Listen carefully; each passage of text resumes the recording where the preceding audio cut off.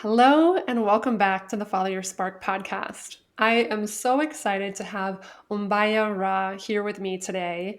I definitely feel like it was divine inspiration that guided me to you.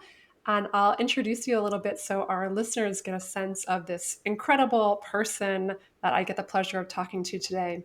Ombiya is an educator and community builder dedicated to empowerment and transformation. She's a leading voice in crypto education, helping others navigate decentralization and financial sovereignty. As the co creator of Elevation Station, she fosters holistic well being through movement, meditation, and sound activations. She teaches ecstatic dance, kundalini yoga, meditation, and weaves ancient wisdom together with modern evolution. She's studied under a high priest in Bali, and she bridges spiritual and financial awakening and guides others to reclaim their power in all aspects of life. And I've gotten the privilege and honor to learn a little bit more about you and your story and get to work with you a little bit. And I'm so excited to share more of that with my community here. And I always like to share in these interviews too, like the sparks that connected me to people. And I don't think I've ever shared this with you. The way that I found you is through Katya, this woman Katya, who runs the Wealthy Woman's Vault. And I've been learning about crypto for many years and kind of like felt this pull, but it never quite felt like the right timing. And then over Thanksgiving this year, around Black Friday, Katya released this Black Friday special about cryptocurrency. And that's where I dove into more of your sessions. And I still was like, okay, it's like feeling like time, but I hadn't kind of made the leap yet. And then in January, I just kind of sent out this prayer and was like, okay, I'm ready. Send me the mentor, send me the guide. And your name popped into my mind. And I went on your Instagram and you were like launching a course 2 days later or something. And I was like, great. And I jumped in. So I definitely feel that current of energy. And I feel like I've heard different themes of that in your work. So I'm so excited that brought me to you. And again, just welcome. I'm so excited to have you here. Thank you, Gina. Super happy to be here. Mhm. Nice. Well, the first question I love to ask people is when you hear that phrase to follow your spark, what does that make you think of? What does that mean to you, if anything? For me, following your spark means following that desire, that pull, that like life force energy that just takes you. And sometimes it doesn't make so much sense. Mhm. And sometimes it could be totally like opposite of maybe what you would think you'd be doing, but there's a higher power, a higher feeling and intuition that's just guiding you into life. And yeah, I feel like we're all as a collective, as we're waking up from kind of like the spell Mhm. that we've all been under, all of this programming, all of this conditioning, you start to awaken to that spark. Mhm. And so when I hear follow your spark, it just means following your dream, your dharma, your inspiration, your intuition. Mhm. Mhm. Yeah, I love that. Like you said, it doesn't always make sense. Sometimes it's just this pull, this desire that draws you forward, and you don't really know where it's going. I'm curious, have you always felt this connection? I know you talked about like we're all kind of waking up from this spell in different capacities in each of our lives. Always strong in you, or was there like a tipping point moment that awakened that for you? Yeah, no, I was very, very, as I would say, asleep for a very long time. Mhm. I don't even remember really my like half of my 20s. I was just honestly under some kind of spell, just going to work, trying to make enough money to make it to the weekend where I could party and drink and try to find some kind of romance to make me feel better about myself. And I just literally Mhm. was on loop for so many Mhm. years in that. And it wasn't until probably, to be honest, my first Burning Man where I fell in love with myself. I just saw my Mhm. magic. I saw my spark. I saw who I was on a different level because there it's so open, so self expressed. Everybody's in such a creative energy rather than having to be some kind of certain way or show up some kind of certain Mhm. way or have expectations. There's just a freedom that you experience there that really can't be felt, I feel, anywhere else. And that was probably the start of my spark turning online, I would say. Mhm. Yeah. So, like you said, it sounds like you were asleep for a lot of your earlier life, and there's something, some essential life force that brought you to Burning Man. What I heard is the space for creativity, maybe being in a space that's so outside of the norm, outside of your day to day life. Like, what was it about Burning Man that kind of woke you up or broke you open in that way? It's a pattern break. And the way to really change your life is through pattern breaks. Because as Mm, humans, we're habitual and we just do the same habits again and again and again. It feels comfortable. Most of us like to be in that comfort zone. And it's when we break pattern is when actually like our reality starts to shift. And it's such a strong pattern break because you see people naked, you see people making love, you see people on drugs, you see families, you see people just being sweet and having conversation and helping one another and being family no matter who it is. People are gifting you mm, things. You think about something and you turn a corner and it's there. It's like the synchronicity and the magic mm, is so alive in that space mm. because everybody is being so taken out of their element and thrown into something where they get to just be free. Yeah. And it's a very shocking thing if you've never experienced it before. But it will literally break all of your patterns, shatter your ego, completely just take you in a place where you're just like observing, you know? And it's I would not go back to Burning Man anymore. That era of my life is done, but it was a great and an amazing catalyst to my awakening. Yeah. And I love that metaphor or visual of being awoken from a spell.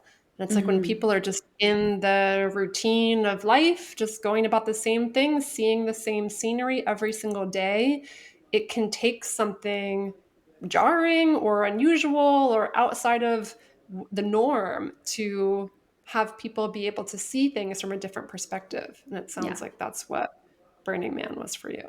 Yeah. Were there any other pattern break moments in your life that opened up different perspectives? For sure. Right after that, I went through a big breakup and I wanted a therapist, but I didn't want the normal therapist because I had been in therapy a lot in my early teen years and through my teens. So I wanted something different. I was 26, Mhm. 27, and I just wanted support in a new way. And I had a friend recommend a therapist to me that was under my insurance. And I show up at his office and he's a full kundalini guru. I'm like talking like full beard, full turban, completely out of the norm, weird, like weirdly, right? Under my insurance, right? I'm like, okay. And our sessions were so strange, so weird, totally just collapsing my ego in the way that I even interacted with the person. Mm, Like sometimes I would go in his office and we would just sit and we wouldn't say a word the entire time.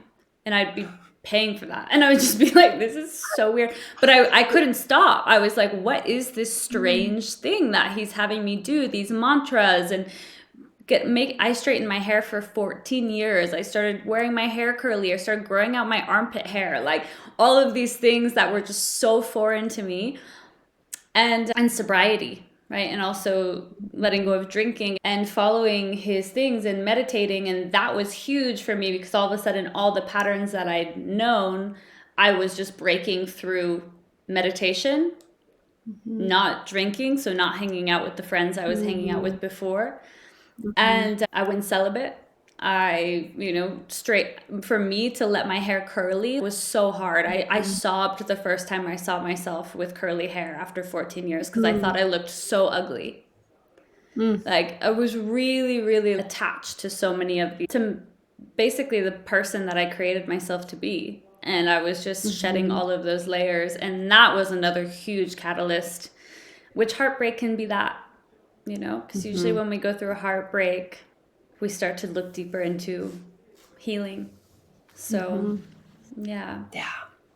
So it sounds like some of these challenging moments, heartbreak, were a catalyst to healing to deepening to coming back to yourself to seeking out different modalities that were more resonant. And I'm curious too if you can talk a little bit more. I'm just thinking about people who might be listening and going through an experience of they know it's time to do something different and they're not quite sure where to start or what to look for. What helped you figure out of okay, this person is aligned for me, or what kept you coming back? And was it hard? Was there resistance? It sounds like there was part of you that's this is weird, but I like it somehow and I'm going to keep coming back. So I'm curious if you can talk a little bit more about that experience of as you're kind of going through that shift. What was that like? I think there's always resistance to change. And definitely when I was going through that period of my life, like I was still trying to cling on to old relationships. I was really sad a lot. I felt rejected by some people who didn't want to hang out with me anymore because I was just starting to become weird to them, to be honest. Mhm. And yeah, it was very difficult. And the thing is, when you're on the journey of self development and self healing, there is always a resistance, but then there's this deep fulfillment in a way where you just know you're on the right path. Mhm. And it can't be explained. It's just like, this Mhm. is the right thing for me. And you just let all those people fall away, but it still hurts and it's still Yeah. challenging. And all we can do is follow our hearts, right? It's just that is the spark. It's just this Mhm. energy that can't be explained, where you just know that this is what you need to do.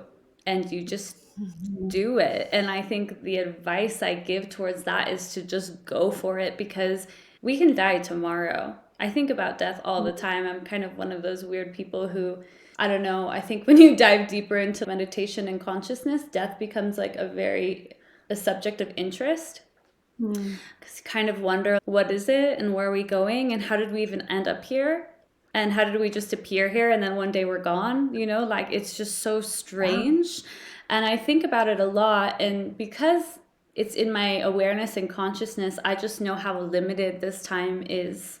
And so Mhm. why why limit yourself because of what other people Mhm. are thinking, or because of fear, when none of that even exists? This journey is between you and you alone. Mhm.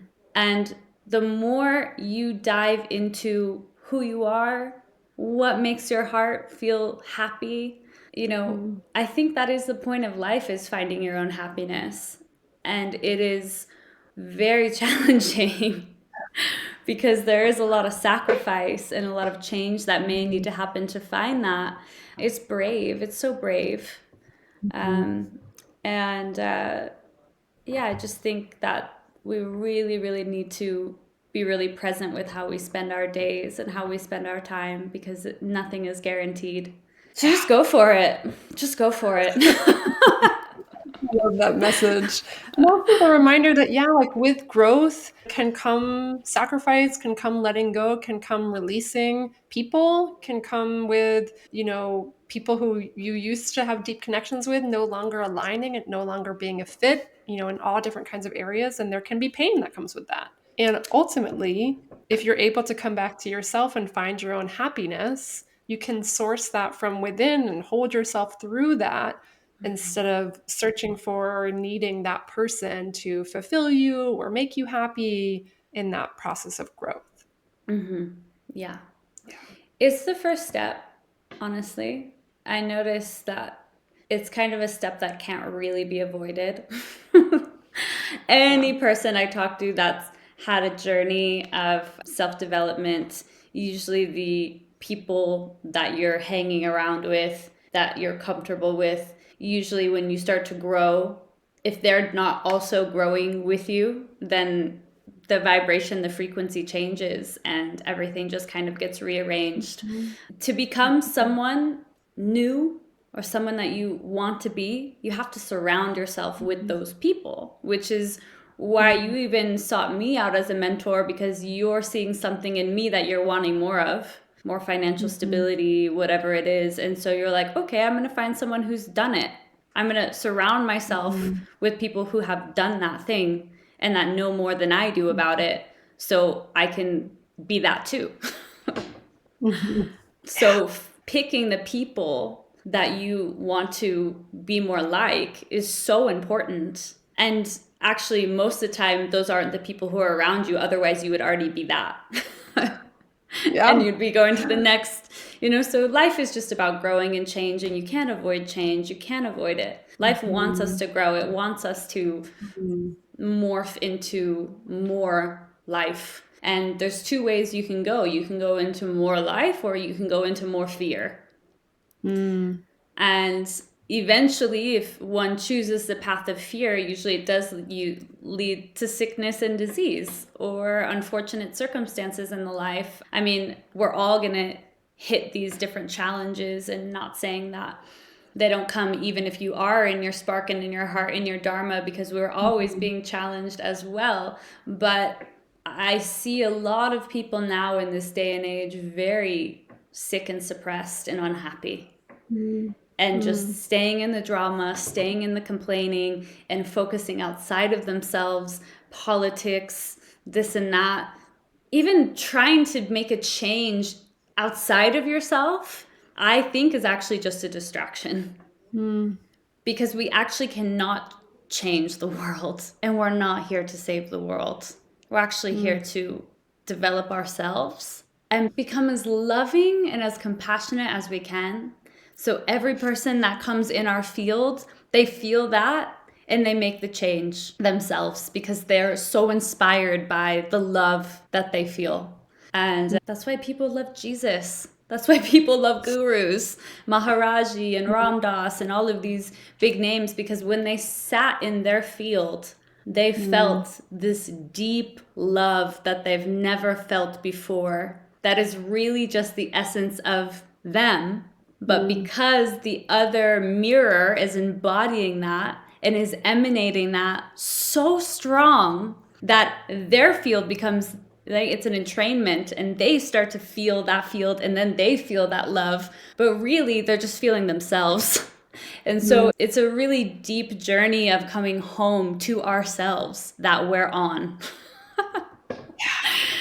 It's so cool, and following your spark is what takes you on that journey. Mm. It's so beautiful. And ultimately, I would be curious your perspective too, of when you're on that path, of when you're on the inner path, self-development, you're elevating your energy, you're surrounding yourself with other people who are also amplifying you. That as a byproduct changes the world.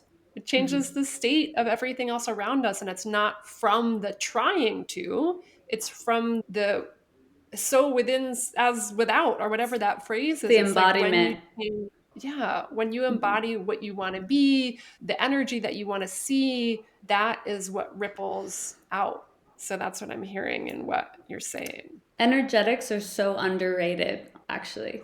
Even I'm constantly learning about energetics, constantly. I'm just like, wow, I see my lack mentality in that, and how that's creating more lack. I didn't even see that Mm. before, because there's so much happening in the subconscious, and then it's affecting the reality, and it's hard to catch it. Mm. And Yeah. sometimes we don't even catch it until our ego gets super bruised by something, right? And then we're like, oh, Mhm. dang. And sometimes it's even still hard for people to catch it. They get defensive, or they get angry, or they run away. And I can tell you, a divine union, oh yeah, that'll shake you. That'll bring you into some real reflection, and some ego bruising, and Mm. some real Mm. humbling, real humbling. Was there any biggest lesson that's coming to the surface right now that you want to share about that, or just anything that opened up as a result of that? So my husband is 7 years older than me, and so there is and he's been meditating a very, very long time, and in the self development world for a very, very long time, and he can see a lot. And I can tell you, through this relationship, my ego and his, he's not perfect. There's things for sure, like Mhm. I reflect to him too. But on my own journey, he's really been just calling me out on my shit. And I can tell you, I was not having it. And I see a Mm, lot of women and a lot of people who would have just walked away and just said, I'm not going to take that, because it's so triggering and challenging to be challenged on some of your core values and beliefs and the way that you've mm, crafted yourself to be. And mhm, especially when you're in a romantic relationship and they're calling that out in you, calling things up and out. But I'll tell you, in the last 3 years, I am we've been together 4 years, but 3 years where I really started like developing myself consciously, meditating every single day, just upgrading my life, seeing my income skyrocket, all of these things that I wanted so badly. I had to make some big changes, and he called it out, and it was difficult to receive. But I've seen my growth. My growth is mhm, just, it's amazing. And so it's interesting because there is a point where we definitely do need to let go of people mm, because of a frequency. And then there's also a point where you need to hold on to people and you need to see them through the ups and the downs and the cycles and the mm, seasons.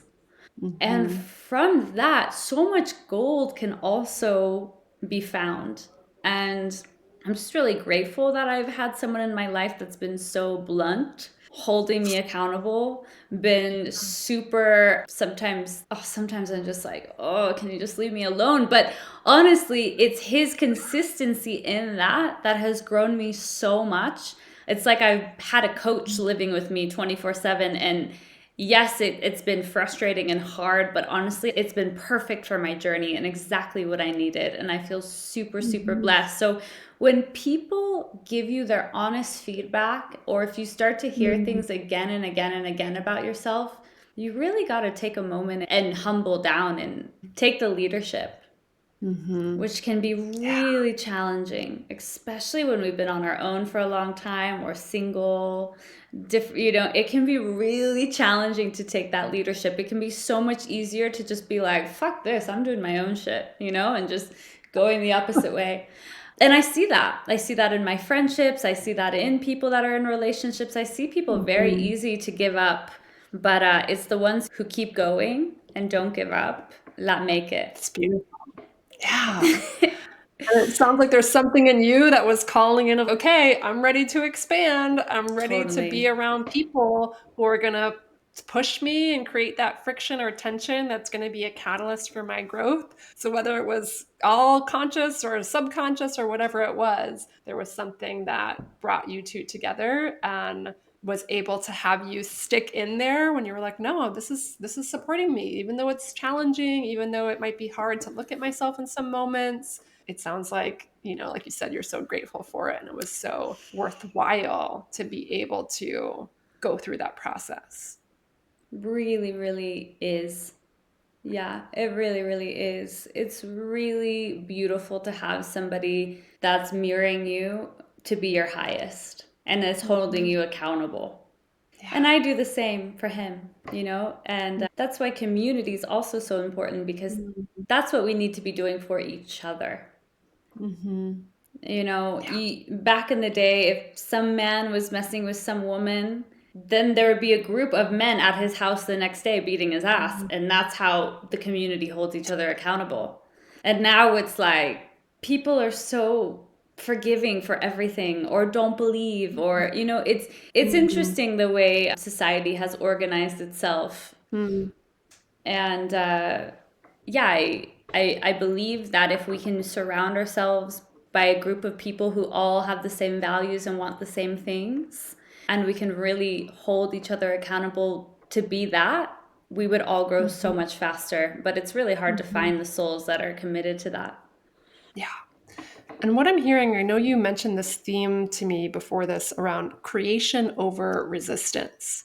And I'm hearing this kind of woven thread through a lot of what you're talking about of that to not shy away from things that might be challenging or might be uncomfortable, kind of like the example of what you said of like maybe in society we're just turning the other way or not having the hard conversations when it would spark creation, it would spark growth, it would spark something if we leaned into that discomfort or the places that we might feel resistant to not shy away from that. So I'm curious if there's anything else that you want to elaborate or say about that theme of creation over resistance. If you're creating something worthwhile, there's going to be resistance and fear because you're changing octaves, frequency, energy. You're moving into something completely new. There's going to be resistance. It's just part of the entire journey. I don't know one entrepreneur, I don't know one person who's made it in their life that didn't say, I wasn't terrified. So, how do we deal with that being terrified? Mm. Do we Mm. numb out and not do it and stay in the comfort zone?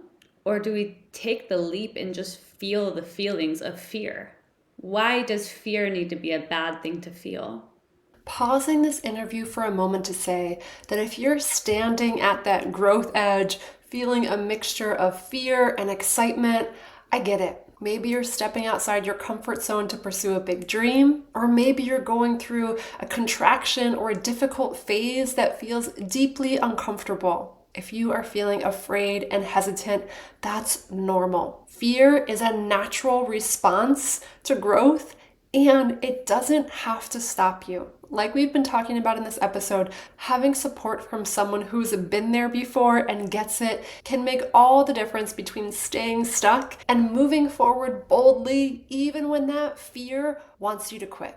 That's exactly the type of support I offer in one-on-one coaching. This work helps you stay connected to what truly matters, move through resistance, and step into the version of you who is able to overcome that challenge, whatever it is, and is stronger and more capable because of it. If you're ready to step into your next octave, your next frequency, your next version of you, and you're looking for support, let's talk, my friend. Go to ginacasbaro.com/clarity call to book a free call where we'll explore your dreams, dive into what's possible, and see if this work is right for you. If you're feeling that call, I cannot wait to connect. Now, let's get back to the interview and hear more of Ombiya's insights about moving through fear. I feel like we all get to practice feeling and pushing through fear, fearing and pushing through resistance, fearing and pushing through pain, pushing through hard times in relationships, hard reflections, hard conversations. Because what's on the other side is gold. It's so special what's on the other side. Every single time I have an insane contraction and I'm just feeling like a death and feeling horrible and just feeling like at the bottom, something beautiful happens next every time. Every time. Yeah. I'm sure you can relate. Absolutely, 1000%. And it's so often I find with my coaching clients this idea that it's bad to feel overwhelmed, it's bad to feel fear, it's bad to feel all of these things. And one of the biggest things I work on with people is letting go of the resistance to those feelings because of exactly what you just said of there's no point of growth that doesn't come with some feeling that's quote unquote uncomfortable or a feeling that we would probably choose to not feel theoretically if we had the choice, and knowing that we can't just be constantly expanding. That's just not how nature works. That's not how the universe works. It's not how we work. There's always going to be those cycles. So to not be afraid if you're in a season of contraction, it doesn't mean you're going to stay there forever. The energy will inevitably build, especially if you're surrounding yourself with people who are going to call you up to that higher level. And it sounds like that's something that's been so key in so many moments and so many times of your life of yes, it can happen naturally and it can happen a whole lot faster if you're surrounded with people who are at that higher vibration, higher energy that you want to call in and experience in your life. Yeah. Crypto is Yeah. such an amazing example of this because you are going through the rhythms of the markets, which is difficult because no one can control them. So when you play in crypto, one is taking their money, which is connected to the root, all of fear, all of, our survival, and putting it into something with the hopes that it grows. But on the journey of growth, there are dips. There are sometimes even 90% down. You could put money in and it can just go 90% down. And then you're waiting for 1 year or 2 years or 4 years. I don't know. Nobody knows. We have cycles and seasons, just like you were saying, nature, where there's moments of where we feel good and it's going up, and moments where we're going down. And it really, I can see where people are at by how they move through the crypto market. I can see where students are speaking from. I have so many students that I get to walk through their fears and their projections and different things. As a educator, I get to see it all, as you get to in your coaching. And it's very interesting because a lot of the times when I get a message that's really contracted and a lot in fear, I can just point out the blind spots. And luckily people are open to being like, oh, you're right. Because this is something that they notice how attached they are to money and how attached they are to what they have. And if it goes down, oh my gosh, is it ever going to come back? And maybe I should just take it out now and be done with this. This was probably a scam. Because I see a lot of people, they don't have long-term vision and goals.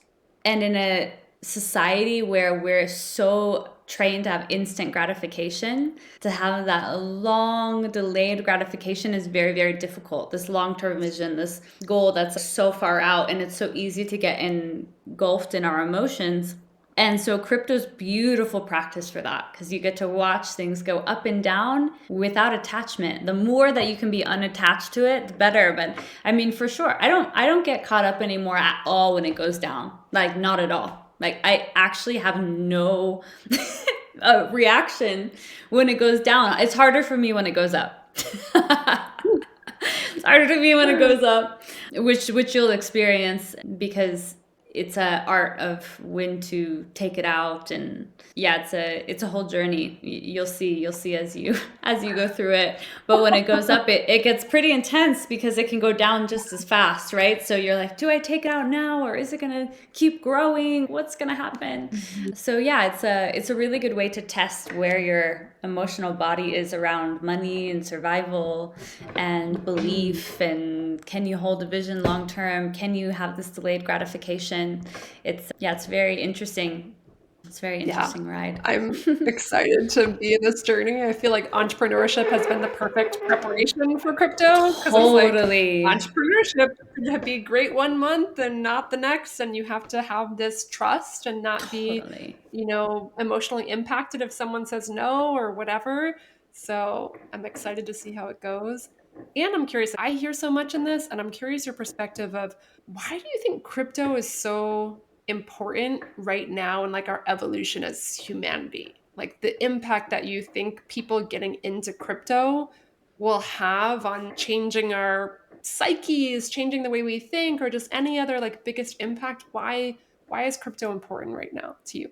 Crypto is important to me right now because it's the fastest way to make money, I believe, in 2025, because you can see incredible gains so quickly. Like, our grandparents and people work generations to have money that can be made in 1 to 3 years. Me and Fab were just talking about this recently, like thinking about, my dad, who sacrificed so much of his life, like his whole life. And I mean, he still would say he loved every moment of it, but he sacrificed so much of his life to have X amount of money, which like in crypto you can make in like just a few years if you know the way to play it. And it's just shocking. Like, most people's brains can't even compute the amount of wealth that is moving through that tool. It's getting harder, right? Especially in the last 7 years or last two bull markets, it was so easy. It's getting a bit harder now as more people are coming in and more institutions, and it's changing. The most important thing for me when it comes to crypto, and why I think it's so revolutionary, is the decentralization piece. The fact that we're taking out the middlemen, the banking system, from holding and controlling most of the wealth in the world. And it's really giving the people a way to create their own currency. I mean, that's pretty wild. Like, these communities and these currencies are not based anymore off of the banks and the currency of the state or the country. It's now based off of the currency of the community. So the more people that give this value, the more value it has. It's the people giving it value. If everybody said, oh, I don't care about the US dollar tomorrow, then it wouldn't have any use. So it's really about the whole and what they're choosing. And right now there's as we were talking about, there's a lot of people who are waking up and see how our sovereignty has been chipped away and taken from us in so many ways. I mean, it's so deep. You can go all the way back to like your birth certificate and what your birth certificate is and what your birth certificate gives jurisdiction to the states and to laws and to control. And it's very, very deep, the level of control and matrix that is laid upon us from our law system, basically. What's that system called? It starts with a J. The Jurisdiction. jurisdiction. Yeah, it's really, really deep. And so as people are waking to their sovereignty and to this, they don't want to put their money in banks, because when you put your money in a bank, you don't own it.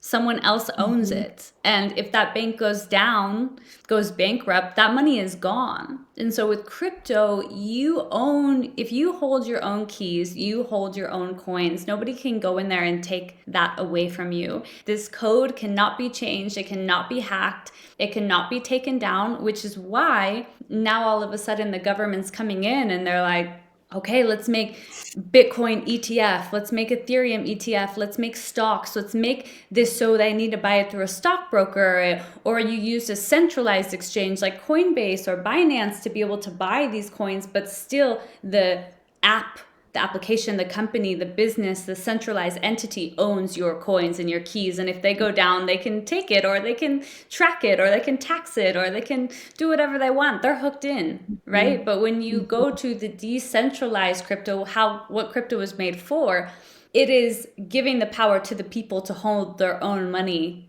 and to have privacy. And that's a very, very big deal, because we're talking about the system that has been controlling all of humanity, which is money. Do you know how many more people would be following their spark if they weren't in survival? This world has been set up to keep us in survival. And so the fact that there is now new currencies that are being created that can actually make you money quicker than if you were to work a job for 40 years in a matter of years, and you actually own your keys and your coins, and it's not trackable, taxable yet. This is big. And so this is what people are seeing and why it's so exciting and why so many people love crypto. But there's a dark side as well, okay? There's also going to be a time where everything is switched to a digital currency and we don't have cash anymore. Already in Sweden, they don't take cash. I went to Sweden this year and you had to pay everything with a credit card, which when you pay everything with a credit card, what does that do? You have a 3% charge on everything that you do. So not only are you getting taxed on the money you make, and then taxed on what you buy, and then taxed on what you sell, and then you're getting a 3% credit card fee. That starts to chip away the value of the dollar big time, and we're already 99% down of what $100 could buy you 10 years ago. Okay, so it's getting more difficult to make it. It's getting more difficult to survive. In the US right now, you need $10,000 a month to make it, with insurances and interest rates and all of these things. It's wild. I mean, a carton of eggs is $10. You can get eggs free from a $5 chicken. So it's wild what's happening, how this world is breaking down. Oh, but what I was saying about digital currency and how it's also going to be used for the dark is because everything can be tracked if it's all digital. Everything can make sure to be taxed. Everything can be viewed and seen. And if they don't want you to spend more than this much amount of money on something, they have that control. And they will use fear to make sure you stay in line with that decision. So we're at a critical time right now on planet Earth, where you're either moving towards more sovereignty and you're finding the ways to take control of your life and take full responsibility, or you're is the word coalescing? Is that when you keep moving towards, is that the word that I want to use? No, it's what is the word? When you do something because somebody tells you to, whatever that word is. Because Coerced or manipulated or yeah, swayed. all of those fit, but there's one word in particular I'm looking for, but it doesn't matter. The thing is that it's a lot of people just can't be fucked because they're in survival, so they're just going to do whatever somebody tells them to do. And they're just going to believe whatever is on the news. And they're just going to believe whatever is on social media. And, it's going to get really, really hard to know what's real with AI in the Mm, picture as well. So we get to choose. We get to choose, which mm, is the best part, is that we get to always choose in every moment what we say yes to and what we say no to. And we have mhm, more control than most people even know because mm, we're infinite beings. We are actually infinite beings. And it's really hard to remember that. And like when I even heard someone say that for the first time, like infinite being, I was like, oh, that's cool. What does that really even mean? But that means you can be anything and you can live any way and you can choose anything that you want. Anything. It's infinite. There's actually it's so infinite that most of our minds can't even grasp that it's possible to make a 1,000 times your money in crypto. mhm, You know, that's really hard for people. My parents actually cannot even they actually can't I say that and they can't hear it.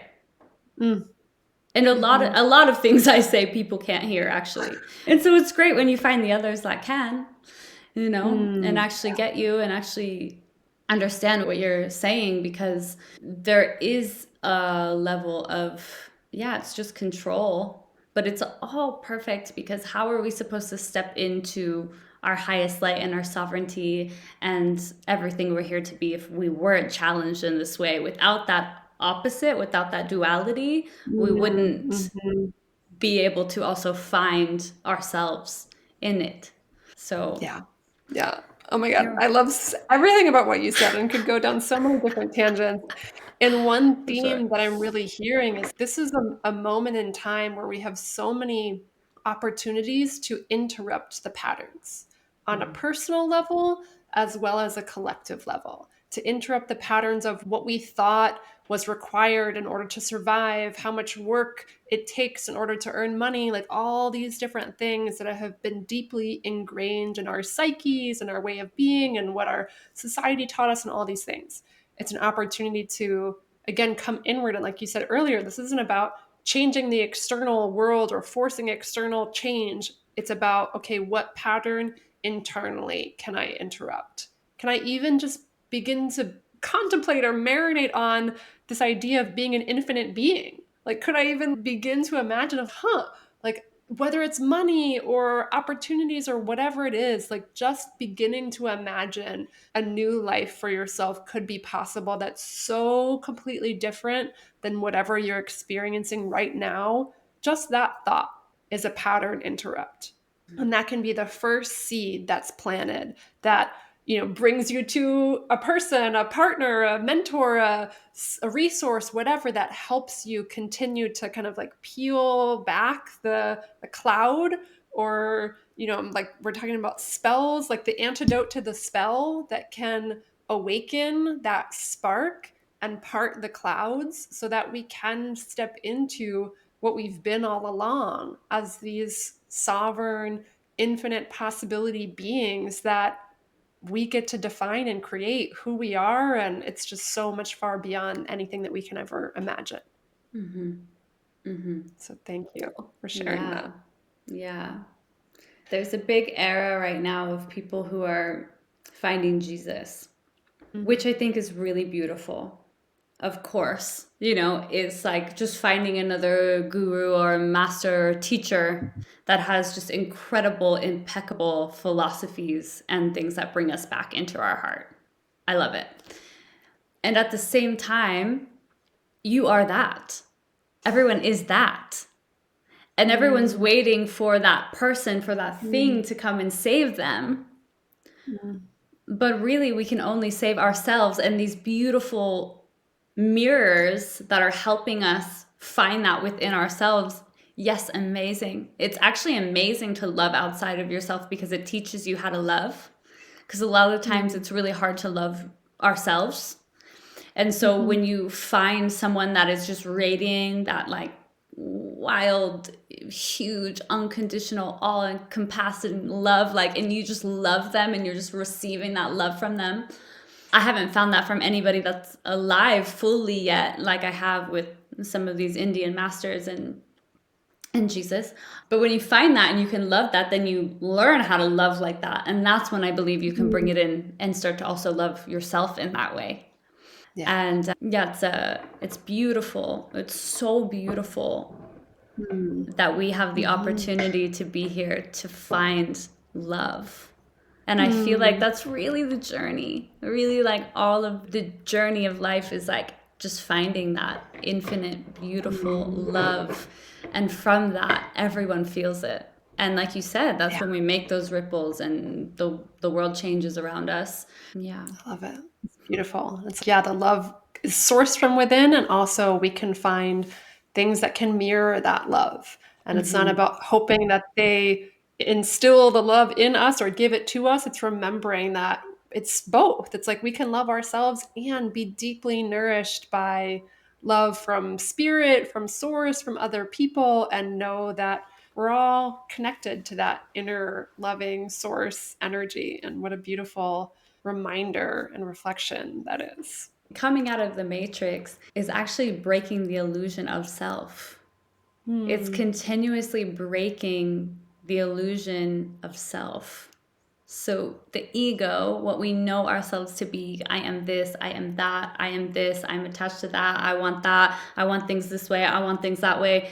You know, it's those are all things that I want. Hmm. But Hmm. who is that I, and why does that I even want that? What is Yeah. it? What, you know? And so as we start to break out of the I and into this, like you said, that we're all connected, and there's actually this woven thread that's in all of us, it really starts to Hmm. change the way that we interact in the world. And Hmm. God, I'm still far from that. but the more I surrender, also, the more that I grow and I learn and I find and understand more of these concepts, because these concepts you can think on and debate on for a lifetime. Hmm. Yeah. I love that example. And it just made me think about I took a year long road trip from 2021 to 2022 where I was by myself and I went from having a corporate job and all these steady things to not. And I remember like ego death moments of breaking free from that matrix of society and just being like, whoa, who am I? What am I? What is the world? Just like that pattern interrupt kind of moment. And Mhm. I know how there were definitely like dark night of the soul kinds of feelings at points of this total breakdown.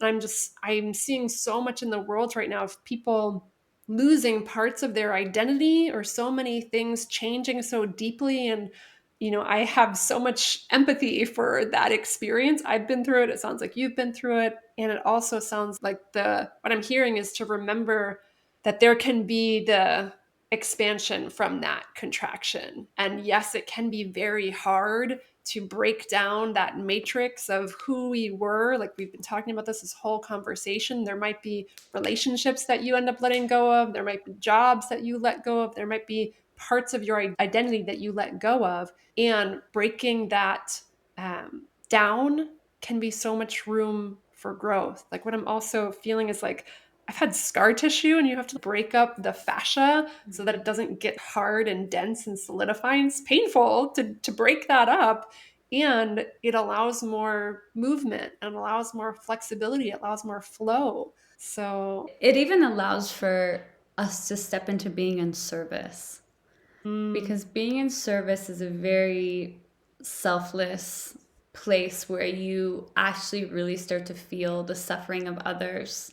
And when they're in front of you and when you're with them, you actually have the capacity to see and really feel them and support mhm, them and what they're going through, because mhm, you you have switched from the ego into more selflessness. And mhm, this is a deep practice. And yeah, I see a lot of people who come off that are online and on Instagram that seem really spiritual and seem like they're this or that, but really I can just see like the layers of ego and how they spend their time and what they're doing and what they're talking about, and how they're really how I don't really feel that service. And of course, we all, I mean, no judgment, because we all actually get to go through these different stages of reassessing who we are and how we're showing up and getting our egos. It's not bad to have an ego, you know. I remember when I went to my kundalini guru so long ago, the first thing I said to him, I was like, I don't want to have an ego.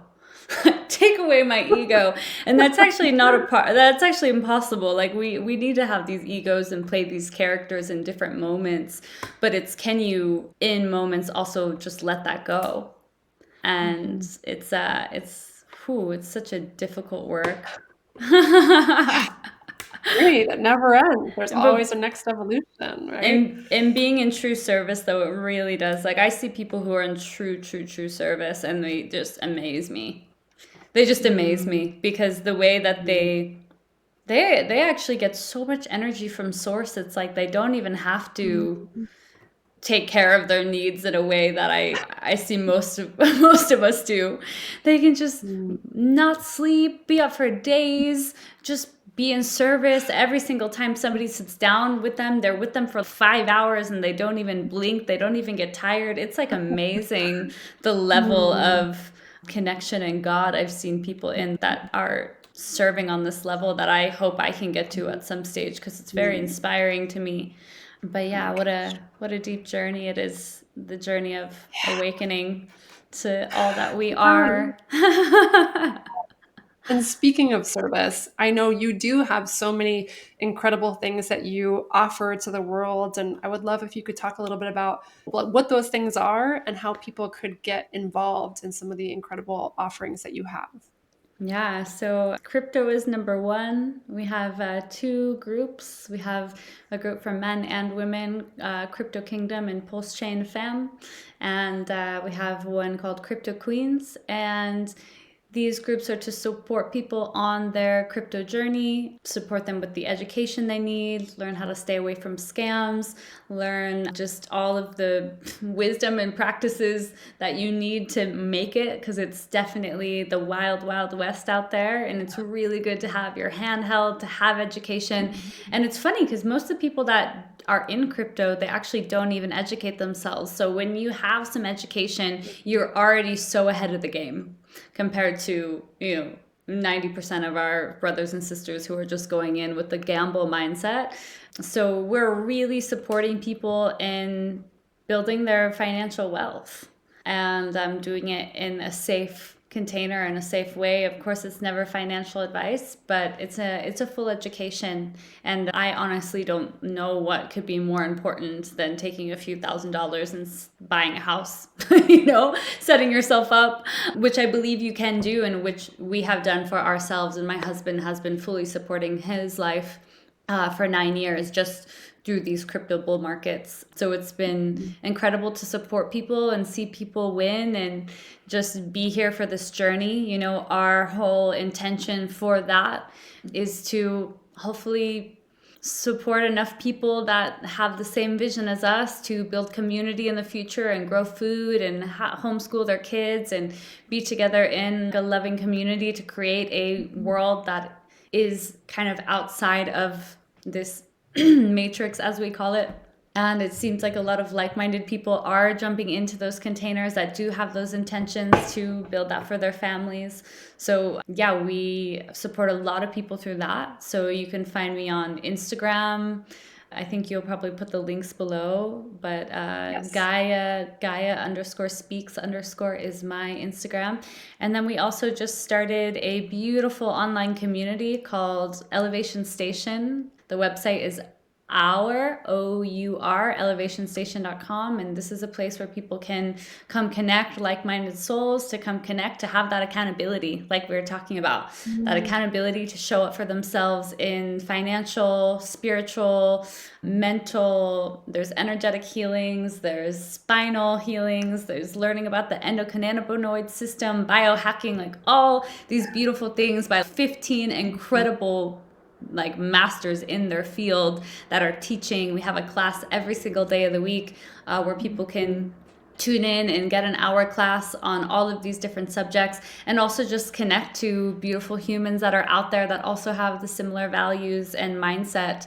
Because like we talked about at the whole beginning of this call, like the 5 people that you're around the most, you become. And so to be able to make a hub where there are people who are all like-minded, you start to pick up on those habits. Mhm. And so we've created a center for that. That's a new startup that we started. And yeah, our hopes is just to really create like something beautiful with people that we love and Mm. inspire other people to do the same, so we can just live, a happy existence away from the chaos. Because in the next 10 Yeah. years we will see a lot of that. I'm in America Mm. right now, and it is very sad to see the level that people are operating on. A lot of people are very sick and very, very unhappy. So yeah, we need more people who want to create more spaces in the world that are safe, healthy spaces of growth and love and support. So that's Yes. my vision. And yeah,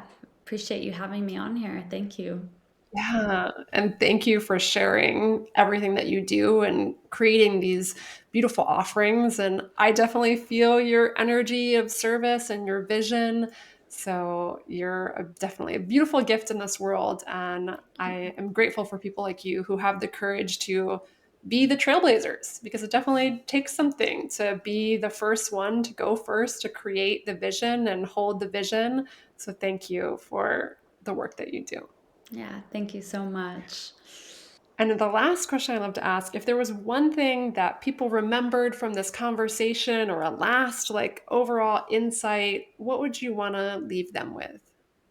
Yeah, I think it's just that reminder that you are an infinite being and you can Mm, literally create anything that you want, and the only thing that's mm, stopping you is your mind.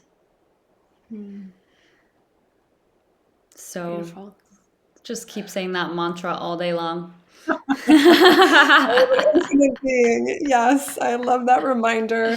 And yeah, it's just like fascinating to imagine if more of us believed that, what would the world look like? So that's what I like to think about. So thank you for leaving us with that powerful reminder. Yeah, yeah, we're limitless. So thank you so Yes, much, Gina. Thank you for having me on your podcast. my pleasure. All right. I'll talk to you soon.